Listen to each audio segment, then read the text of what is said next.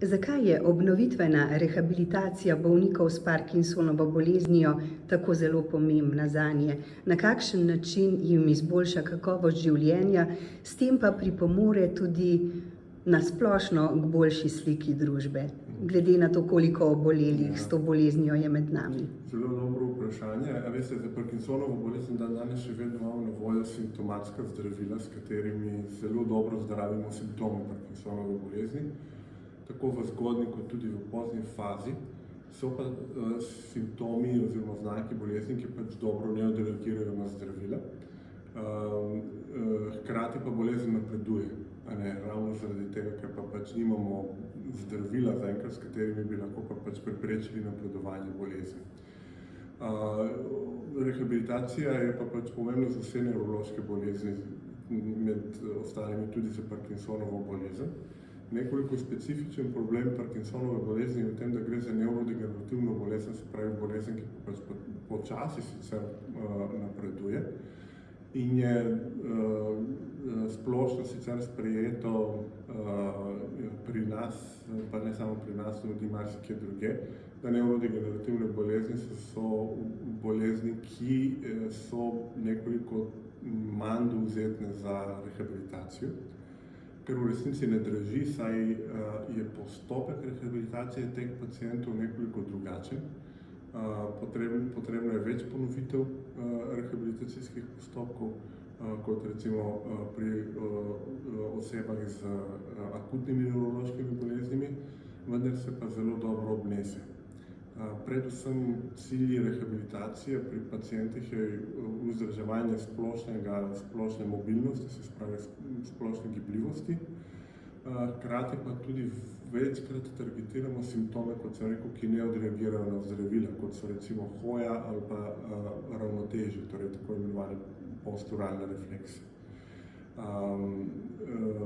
Tako da je absolutno potrebna. Pri nas jo pacienti zelo težko dobijo, je pa, upam, da se bo pač v kratkem to tudi počasi spremenilo. Glavni, v bistvu, kako bi rekel,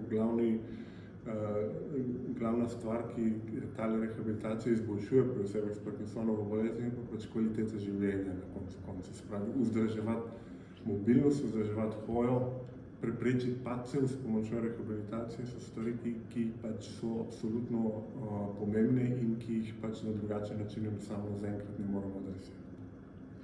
Prednosti tovrstne podpore in strokovne pomoči pri premagovanju težav, ki jih prinaša tako redka bolezen, so tako klinično kot tudi izkustveno dokazane. Marsikje drugje, pri nas je nekoliko drugače, pa vendar, če preskočim na primer demence, ki se nemalokrat tudi pojavi pri bolnikih s Parkinsonovo boleznijo. Pri demenci je veliko mogoče storiti že z dodatno terapijo, z glasbo, tudi na druge načine. Verjetno si na ta način marsikdo lahko bistveno lažje predstavlja, kako velika opora je to nekomu, ki bi sicer prej ko slej zaživel bistveno slabše življenje. Ja, demenca je tudi pač problem pri Parkinsonovi bolezni. Samo eno stvar vedno povem tole, da v bistvu, če oseba zboli s Parkinsonovo boleznijo, to ne pomeni, da je pa pač po defaultu takoj avtomatski tudi pač dementna, daleč od tega.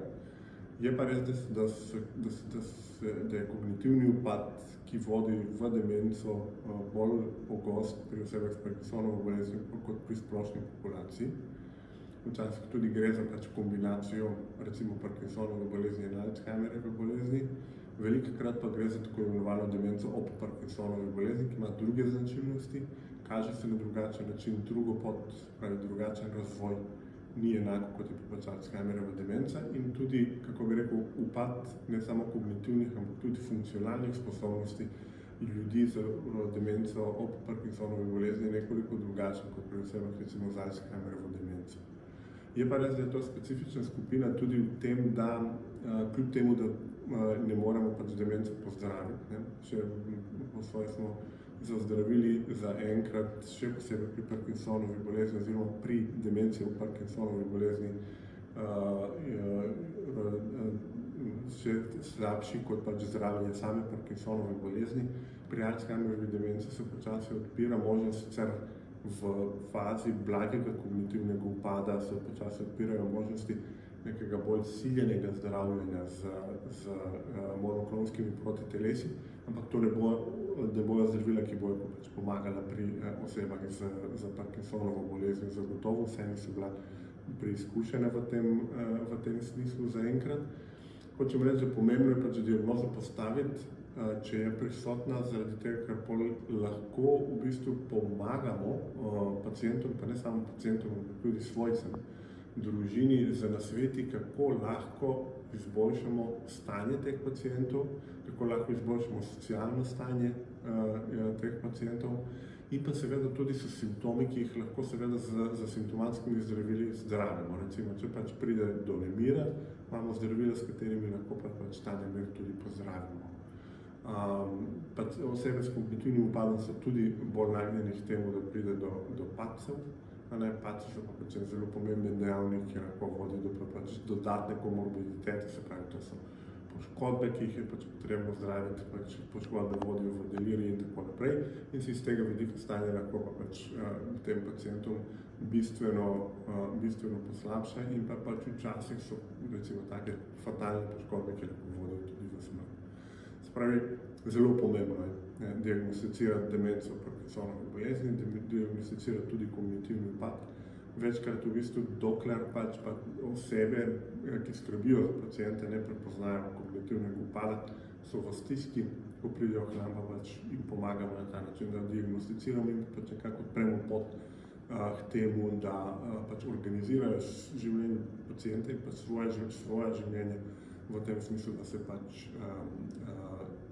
izboljša splošna kvaliteta življenja v družini. Poleg čim zgodnejše diagnostike in celovite obravnave, zdravljenja ter nadaljne podpore, v katero spada seveda tudi rehabilitacija, pa bo treba, glede na podatke o tem, da je pri nas demografska piramida že dolgo postavljena na glavo, glede na številke, ki kažejo, da se bo zbolevnost ljudi za to in številnimi drugimi boleznimi do leta 2030 bistveno povečala, pospešeno sprejeti sistemske ukrepe, ki bodo stroki omogočili pravočasno, kakovostno in varno skrb za bolnike, kaj ne? Absolutno. Jaz mislim, da je letos tudi, pri nas je bila sprejeta tudi dokument o kognitivnem upadu oziroma o obvladovanju demence, kar, tako kot sem rekel, pa pač je krovni nek dokument, s katerim bojo skušali pravzaprav seveda za projekti organizirati samo področje. Še sam dosežek je to, da je pa pač prišlo do sprejetja tega dokumenta. Celo se mi zdi, da majčkeno zamujamo kot družba, kajti recimo države, ki so bolj zahodno od nas, pa tudi zaradi tega, ker je verjetno tudi nekoliko več denarja v teh družbah, so že naprej, mislim, omenjamo Nizozemsko, Nemčijo, pa tudi Avstrijo, kot primeri držav, v katerih v bistvu je tisti proces sistemsko reševanja problema demence pač bolj napredni fazi kot pri nas. Verjetno ne bo, a veste, to neka zadeva, ki bo rešila vse težave za demenco, vendar pa pač zelo pomembno, da se začne delati na tem. In tako, kot sem rekel, ne bo to en tak velik projekt, najverjetneje, ampak bojo več majhnih ali pa manjših projektov, kakorkoli že, ki bojo pa pač različne segmente tega problema obvladovanja demence v bistvu počasi reševali. In se bojo seveda pa pač počasi nadgradili, mislim, sistem se pa pač nadgrajeval. Skrb za te osebe je pa pač veliko vprašanje še zdaj, v tem trenutku imamo pač v bistvu stisko pri domih starejših občanov, se pravi, je pač premalo mest za sprejem teh pacientov. Poleg tega, da probleme tudi v tem zdravstvenem sistemu kot tak, tako kot je pač zastavljen, verjetno bo težko požrti to maso pacientov, ki bodo prihajali za kognitivnim upadom. Zdaj pač govorim, ali pa za demenco govorim pač o vseh tipih demence, ne govorim samo o demenci, o Parkinsonove bolezni, ker je to vendarle manjši, kako bi rekel, problem, specifičen problem, kot pa pač v celoti demence, ampak ne moremo pa pač tisti problem demence Parkinsonove bolezni, na ta problem demence Parkinsonove bolezni gledati povsem izolirano od ostalih demenc. Tako da jaz mislim, da se počasi stvari pač v pravo smer odvijajo, kaj se bo potem zgodilo, recimo v naslednjih, ne vem, letih, 5, 10 letih, je pa pač tudi veliko odvisno od tega, koliko denarja bomo imeli, ko bojo pač strokovnjaki kot taki mobilizirani za to, da se pa pač zadeve izpeljejo, bomo pa pač videli, kako se bo šlo. Jaz pa pač upam, optimist sem. In v bistvu tukaj ne kaže drugega, kot ostati optimist in verjeti, da vendarle ne bo več prihajalo do kratkih stikov, do zamikov pri udejanjanju vsaj tistih sprememb, ki so najnujnejše. Jaz upam tudi.